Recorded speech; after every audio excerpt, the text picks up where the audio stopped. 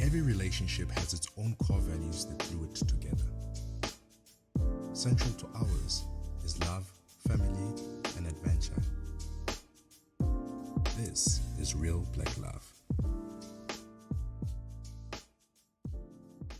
Hi guys, welcome to our channel, Real BlackLove with Sims and Bombs. Yes. If you're new to our channel, welcome. Thank you so much for joining the RBL squad. If you're a returning subscriber, thank you so much for coming back to our channel. If you are new and you haven't subscribed, please click the subscribe button down below and also leave a thumbs up. So like this video and leave us a comment if you've got anything to add regarding the topic we will be dealing with today. In today's video, we are going to be tackling a very sensitive, touchy subject. We are going to be talking about cohabiting, also known as fat and set. We are going to be talking about that because we live together and we are not yet completely married. We are not yet married. Yeah, so we are going to be talking about why we decided to move in together, when did we take this decision, and how we feel about the whole thing, basically. Yeah, the pros and cons of fat and set or living together before marriage. Yeah, so we'll be just talking about all of that from our point of view and our experience. Yeah. Yeah, so without wasting any time, let's get straight into it. So when did we move in together? Do you still remember? I think it was 2016 June. Yes. Yeah. Towards the end of June. Yes. Prior to that, I had been at home for 6 months because I had just had my first child, our first child. So things were not great, to be honest, and even the decision to move in together didn't come easy. Like, it was a decision that we took based on the circumstances at the time. I was starting out at a new job. I was flat out broke, didn't even have money because for the 6 months I was not working, so I didn't have any maternity leave benefits, so I was broke, and I didn't want to go back to the Val and live with my aunt as well, because I felt like I was of age. I needed to fend for myself. I needed to make a life for myself, and when you have a child, you have to now start thinking, obviously, you are now an adult, so you need to make moves. So that's why I felt that it was necessary, firstly, for me to move to Johannesburg or closer to where I was working. Yeah, and secondly, it was necessary for me to have a space where when my son comes over the side or visits, he can be with me or be with us, freely and easily. Yeah. Yeah. And so I also wanted to move on to the next step in my musical career at the time. And so Johannesburg was the place where I believe more opportunities could arise better than the Val, and just beyond the music, there could be more opportunities that could assist, or improve my life economically, or financially. And so yeah, the move sounded like a great thing to do.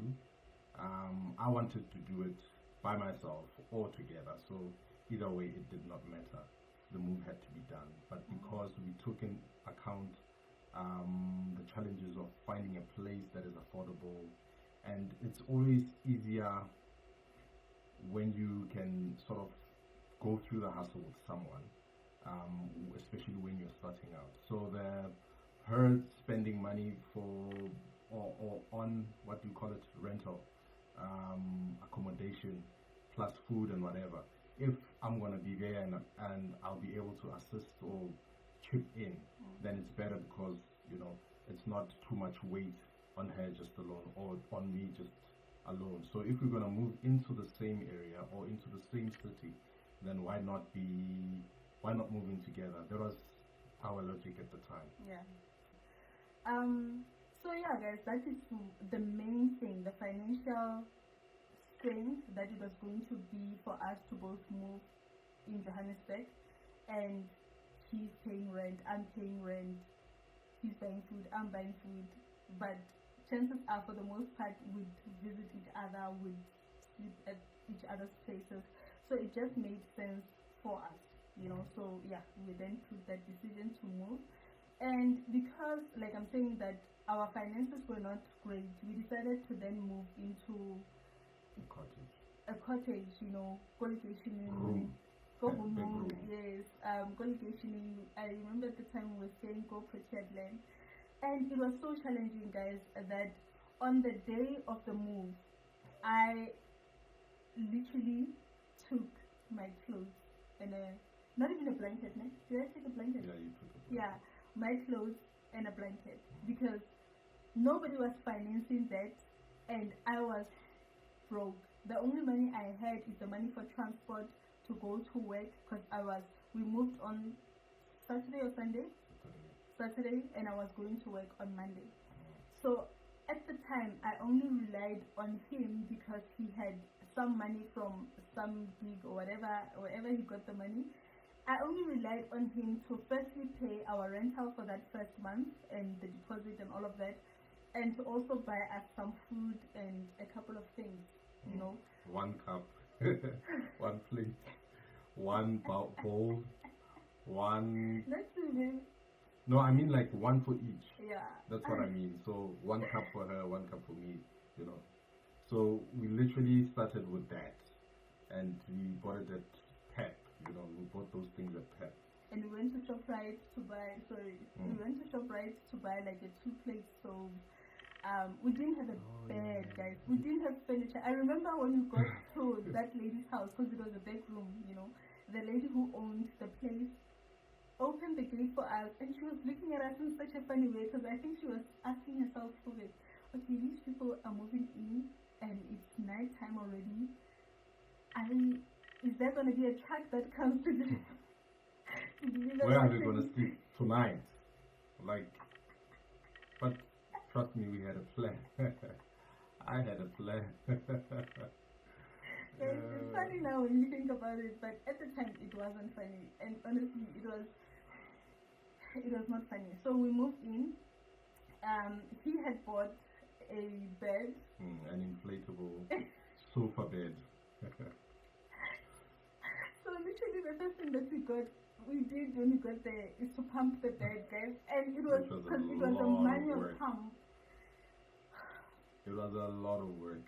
So we had to pump literally every night, and even in the morning, because when you wake up the bed is not as firm, so we have to now pump and turn the bed into a couch. So yeah, I think another I'd say pro about living together, for me, it got me to understand him better, and to also learn certain things about him that are not great things. Because remember, before this time we had only lived apart, so we'd meet when we go out on dates. So when things are fine, you know, that's not enough time for me to sort of learn his maybe bad traits or bad habits. I always see him as perfect, because we see each other for like 2 hours, then we go apart. So now we were in a very confined space. It was a one room where we are now forced to see every little thing about each other and learn that and decide whether you can live with this, you know. And we didn't even have money for dates anymore. Yeah, we didn't have money for dates. So we didn't really go out that much. So I understand, like, it brought so many challenges. I had to learn her as well. And one of the challenges that rose at the time was that we started to now have conflicts or disagreements. And so I mean, that was new for us because everything was always rosy and, nice, jolly and all that. But now I had to figure her out. I had to learn her bad traits, and so many other things. The disagreements were not just about how we carry ourselves around the house, but it's also learning certain things that we just like situations that we never found ourselves in before this, like maybe spending more time with a friend around, or going somewhere where there are other people and we have to sort of gel and we have to interact with each other around other people. And so that's where we started spending more time. Like literally, if I'm gonna go somewhere, 90 or 80% of the time it will be with her. So it was no longer a thing of we meet when we meet, and when I go somewhere, I go there alone without her. I have to invite her. Well, now it changed. I sort of, if somebody forwards me an invite, they know they're now inviting me together with her. So that brought on very new challenges for us. It also, for me, it also afforded us the opportunity to now decide on certain things or certain, what can I say, practices that are our practices, because he came with practices that he had been dedicated to doing from his childhood. I came with things that my mom, my family had taught me from when I was a child. Okay, how how this is what happens when you wake up. The first thing you do is this. So I had those teachings, and he had different teachings. So when we got together, we were forced to now unlearn certain things that we had always known about ourselves and how we do things, and now start to say, okay, let's talk. We are fighting about this thing over and over again. How can we go forward?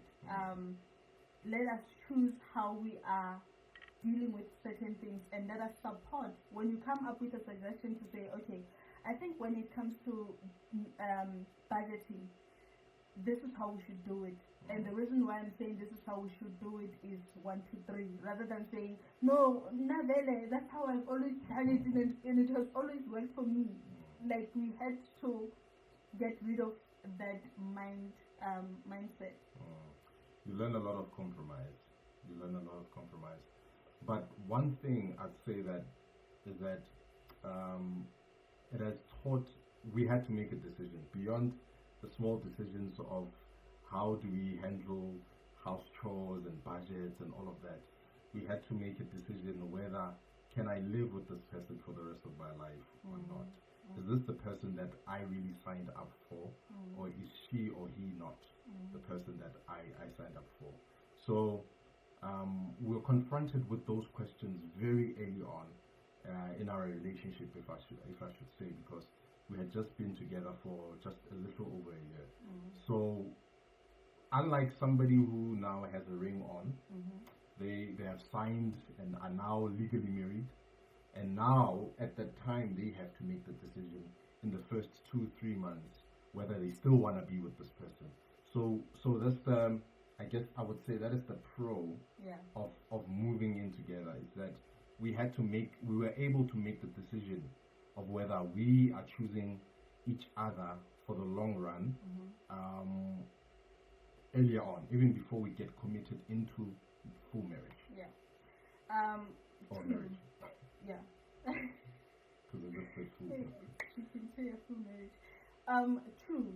I think also from my side, it also made me to see you in a different light, because when you're dating someone and you are not together most of the time, you don't get to see, like I was saying, their flaws heightened, like close up.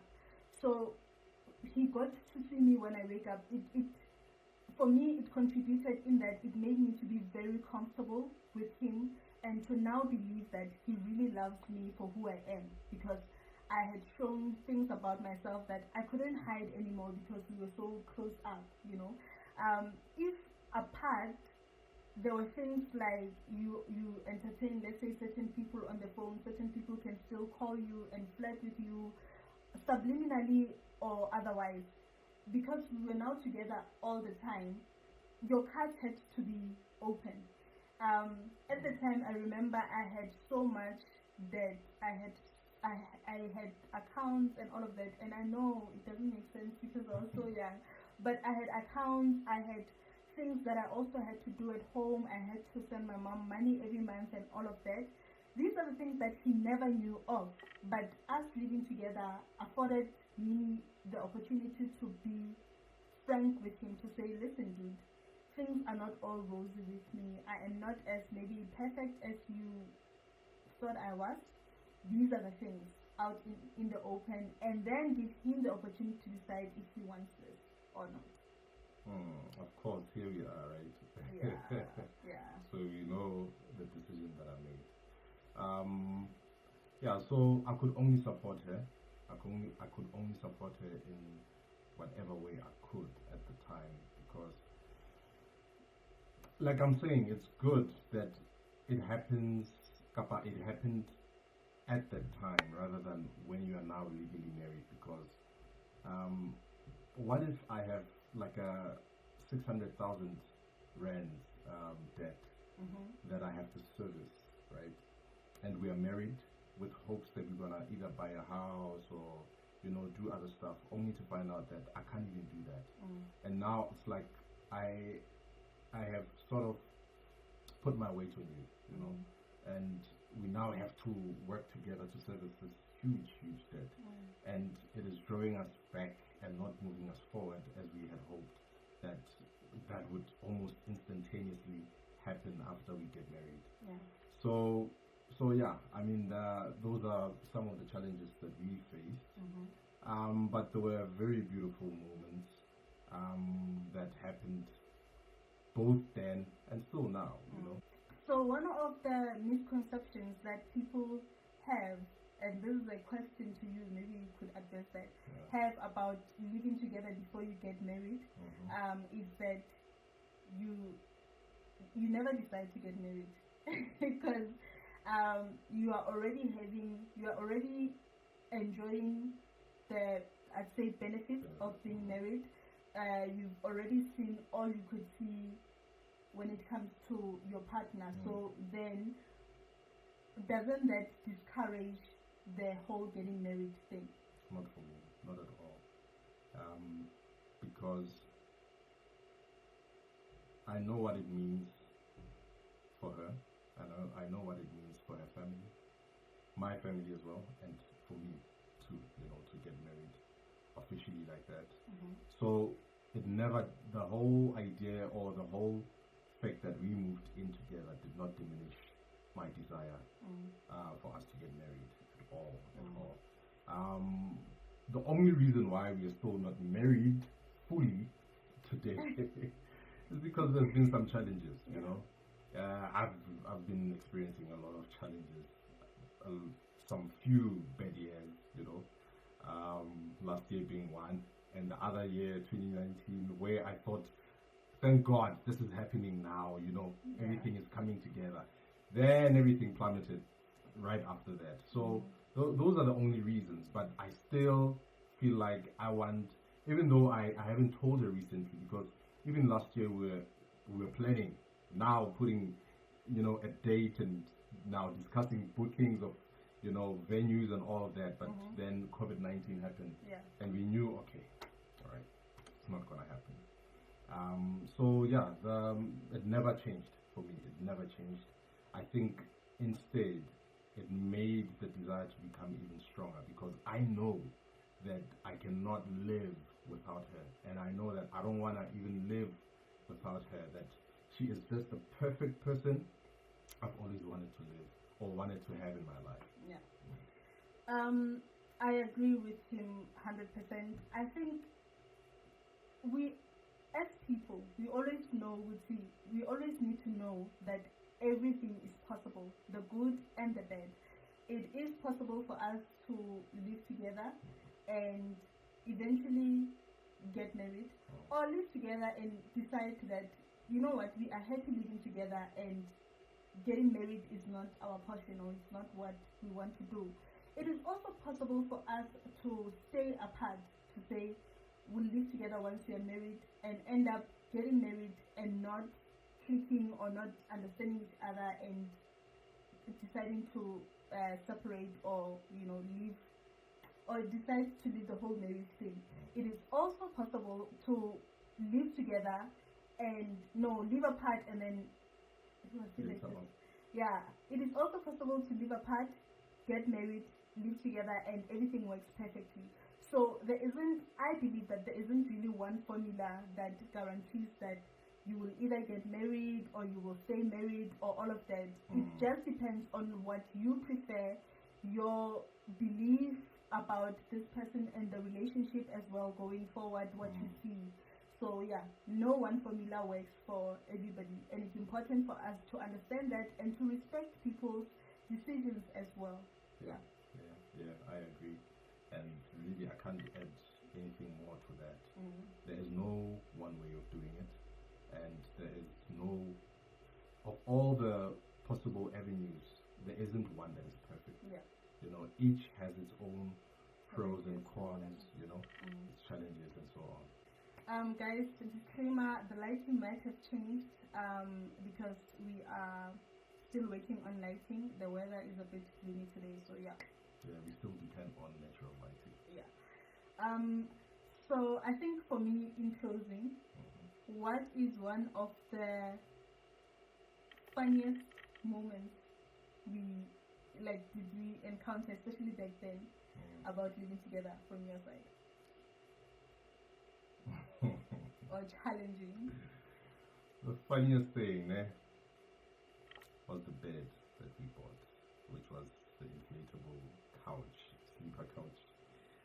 And then I think, was it one night or one day? No. I put the heater Ooh. close Guys. to the bed, and I think we're sitting there. We were sitting, Nicely. so we had turned it into a couch. Yeah, at the time. Because we were and just chilling. it was winter. Yeah. And so I pulled the heater closer, forgetting that this is plastic or whatever it is, but it's very sensitive to heat. And before we knew it, we were going down. And it had swelled up, like it was about to pop, but we saw it just in time. And guys, after that bed became a nightmare for us. We'd pump it at night. When we wake up in the morning, it's suddenly wet because it sweats. It's wet. The one part of it is deflated so much that you can feel your body that it's against the tile, and the place was tiled. There was no carpet, so you can just imagine in the middle of winter on a tiled floor on this inflatable thing. It was a nightmare.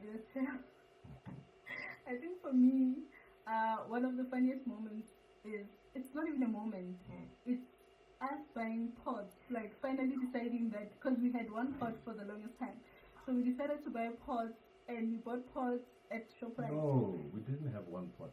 Are those the pots we bought? When we bought anything else, we bought the pots at the same time. It was a set of 3 or 4 pots.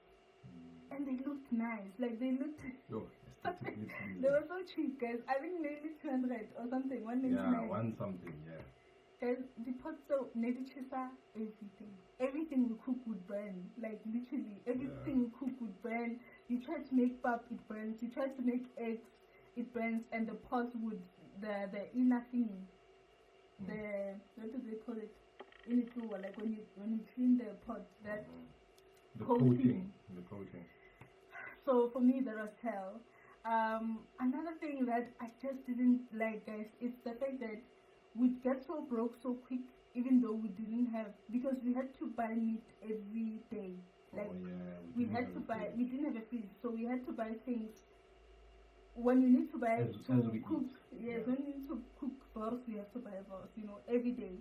So I remember that we'd be broke so quick that in maybe the 4th month of us living that side, we had we had a book. What do you call it? We had a A tab tab. at a local shop, spaza shop, my friend. But my friend for the simple things like bread, Yes. the things that we need. Yeah, the all fact the- that we didn't have, we get so broke didn't that have we didn't have 100 rands to buy bread and eggs. So my friend, that guy, knew us. So we'd go there and be like, my friend, just give us bread. And the tab one time hit almost, probably 150, almost heading to 200 rands. Yeah, and that's when we were like, nah, we need to do better. So yeah, guys, basically that is our experience. It has been great. I wouldn't trade it for anything.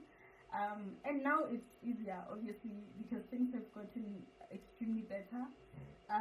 But it has taught me so much about myself and about you, and it has made me appreciate you and love you even more.